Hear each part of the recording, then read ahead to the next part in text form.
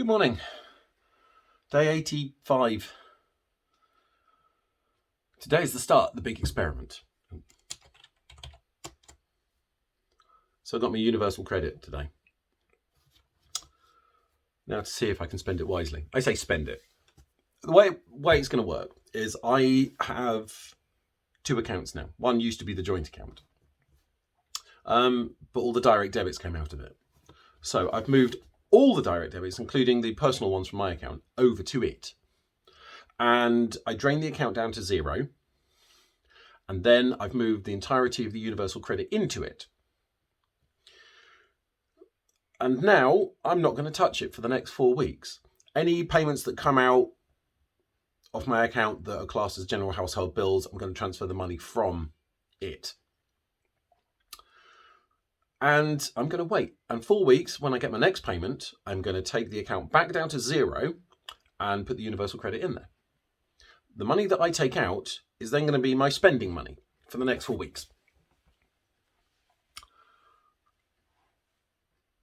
That's going to be interesting. So the next 3 months is going to be a case of seeing if I have, or seeing if I can control how much money is going in and out, and see if it's all affordable. See if I need to cut back more, or whether or not there's enough leeway to get a little bit extra.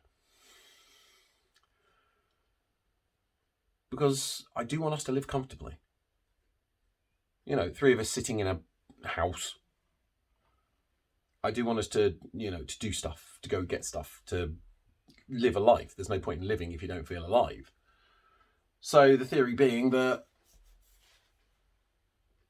if I have money spare and all the shopping's in and the car's got fuel and the kids can get to school all right and they've got all the uniform and everything, then anything extra we can spend on extra stuff. That makes sense? I mean, don't get me wrong. I think we live comfortably now. I say we live comfortably. If you consider, luxuries, that's what I'm going to call them.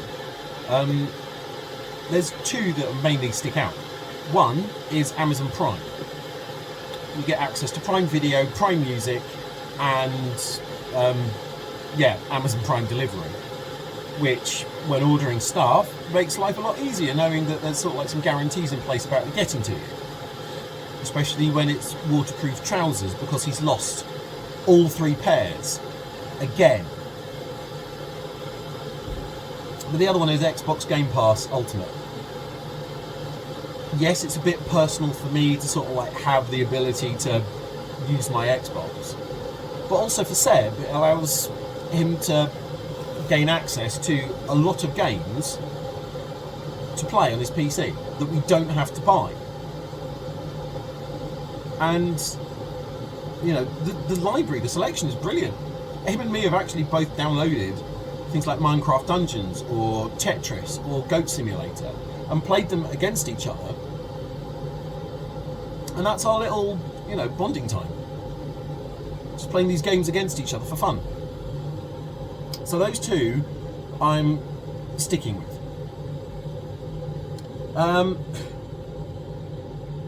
As for anything else I could get, the kids keep asking for YouTube Premium, because it means that they'll be able to download videos onto their tablet and have them in the car. And it would be nice to actually watch YouTube without getting ads every 5 minutes. So that's potential, but again, it's going to be if there's enough money left over.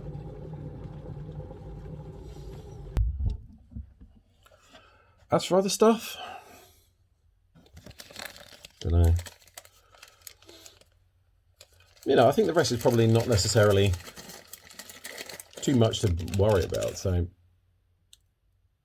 pink wafer. It tastes of pink.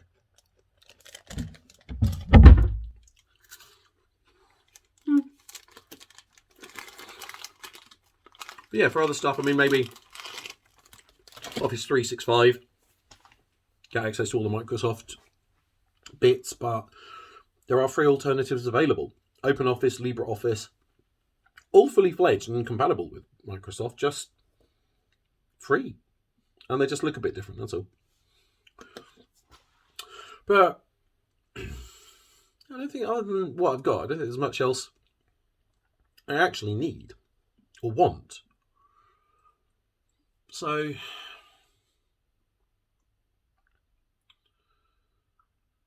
but yeah, so the experiment starts now.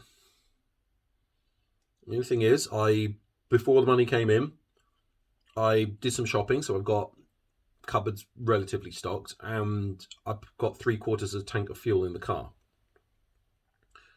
So I just need to make sure I account for that every month.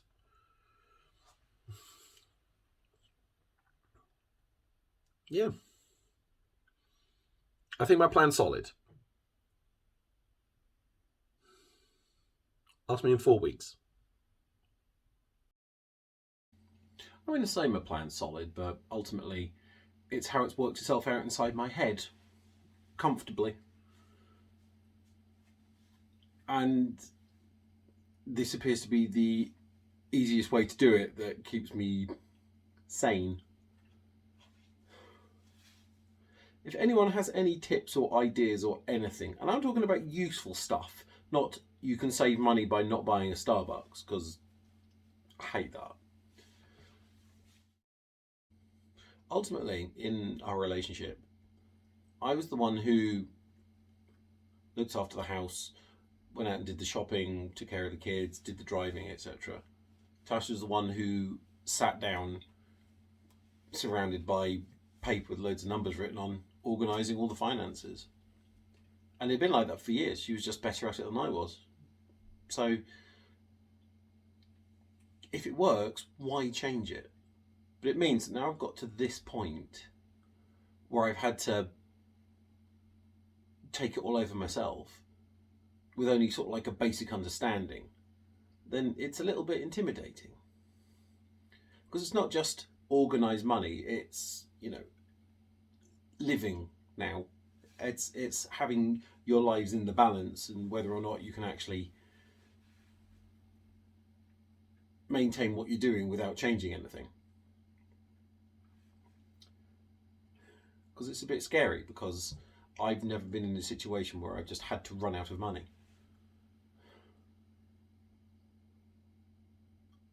Yeah.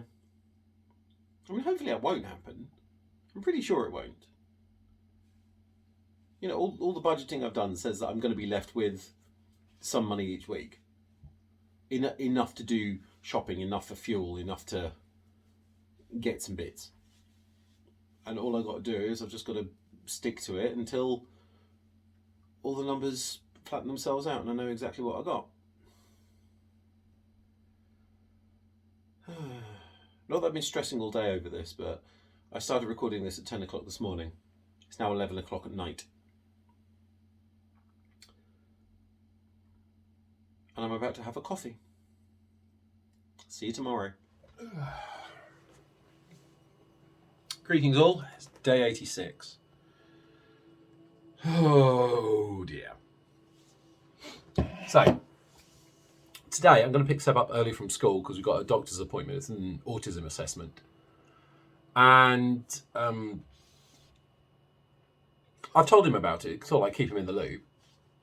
Yesterday, the last hour of school, he was incredibly unresponsive. And all the way home, he told me he hated me. He refused to go along with anything I said. He was being very defiant, didn't want to get in the car, and attempted to bite me and hit me multiple occasions. It was a bit disturbing, a little bit weird. So we went to pick up Clara. He cried the entire time. We went to pick up Clara. He sat in his bedroom on his tablet, and after about an hour and a half, I cooked dinner. I left it on the table for him. He did eat it, but we had a chat, and it turns out that he thought that us going to the doctors today, they were going to pod and poke him because he was different. He wasn't normal.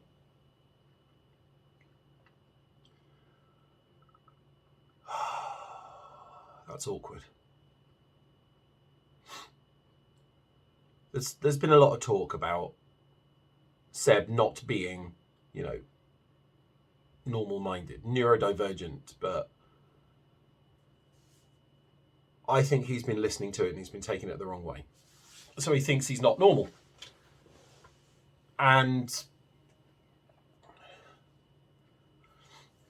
so he doesn't want to go to the doctors this afternoon. And I spent ages this morning convincing him that it's not a doctor that's going to prod and poke him. It's a doctor that just wants to talk. It's a head doctor, not a body doctor. And I think he's come around. He's at school and they haven't phoned to say anything's up. But it was so upsetting.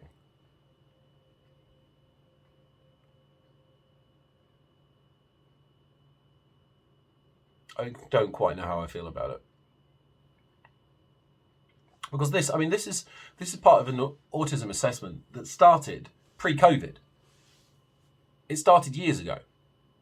But because the world shut down for 2 years, he got left behind. And it hasn't gone anywhere. And with everything that's happened recently, it's obviously been chased up. To try and get everything back on track. So I think that's why this appointment was sort of like pushed in, because someone actually asked questions about how far along it's got. Because there's two ways you can get sort of like an autism assessment. One is the route we're going down, which is, I'm guessing it's sort of like NHS, GP referrals and specialists. And the other one is something called ND pathway. We started both. Well, we started this one pre-COVID, and then once school was back, we started ND pathway. ND pathway, after a while, said they couldn't do anything because he was in the system already. So it's a case of then having to wait for actual doctors to decide that they want to see him. So needless to say, it's been a little bit of an interesting morning. Because he's getting a bit more difficult to deal with. We've been talking about, with him and the school, about specialist sort of like places to go to, sort of like just, how can I describe it, add-on places to normal school. Because he's not badly behaved. He's not difficult. He's just neurodivergent and school can't deal with it. So, let me rephrase that. The school can deal with it, but it requires a lot of effort. And, with all the children in the class, they can't divert their attention purely to Seb to keep him focused.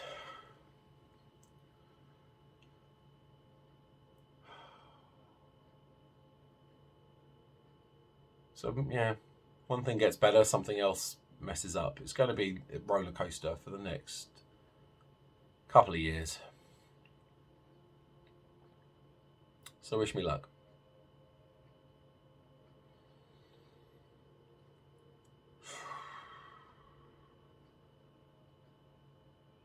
I need another coffee. I've got one cup. I want a dual wheel and one in each hand. Didn't want to upload the video with any unanswered questions. So, hi. We had the appointment, and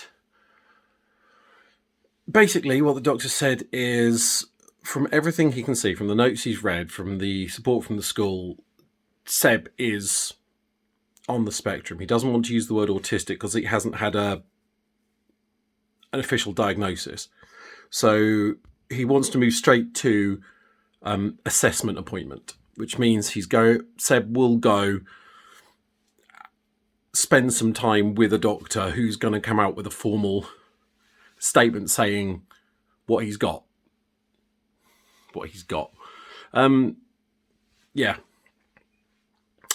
He's talking about the fact there is a lot of social issues.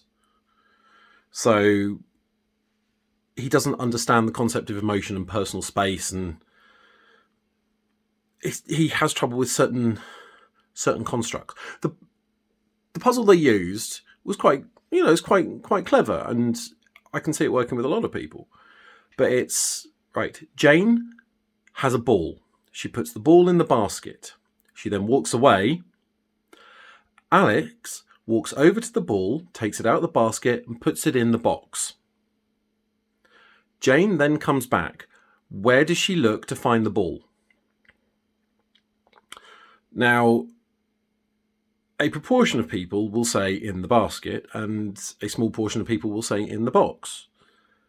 Seb said in the box, because that's where he knew the ball was.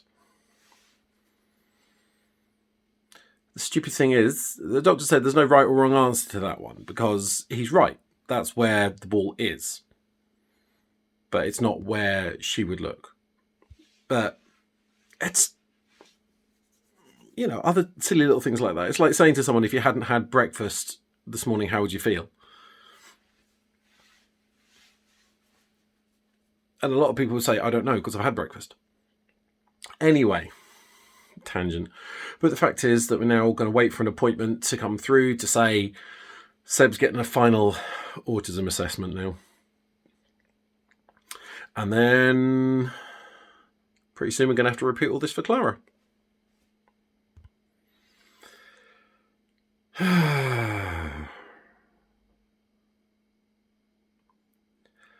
And Seb's now off school. This is officially the end of term. He's got a PD day tomorrow, and then it's half term.